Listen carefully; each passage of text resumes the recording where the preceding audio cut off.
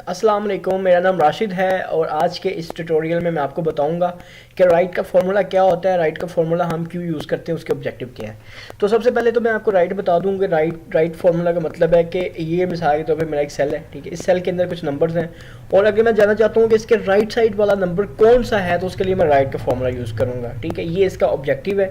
अब मैं फिज़िकली ये राइट का फॉर्मूला पैरेंथेसिस ओपन की मैंने और मैंने इसको एंटर कर दिया, तो इससे मुझे बता दिया है कि जो मोस्ट लेफ्ट हैंड साइड पे नंबर है वो 7 है, ठीक है। तो ये फॉर्मूले का बेसिक ऑब्जेक्टिव है कि जो इस तरफ राइट साइड वाली राइट साइड पे जो नंबर होगा वो नंबर हमें बता देगा, ठीक है।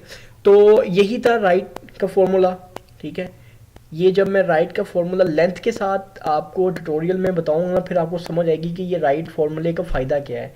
वहाँ पे जाके आपको सही से क्लियर होगा कि राइट फार्मूले का फ़ायदा क्या है। जब मैं लेंथ और राइट का फार्मूला मैं यहाँ पे यूज़ कर रहा हूँ ना, तो फिर आपको इसके सही जो इसका ऑब्जेक्टिव है ना वो आपको समझ आएगी, ठीक है।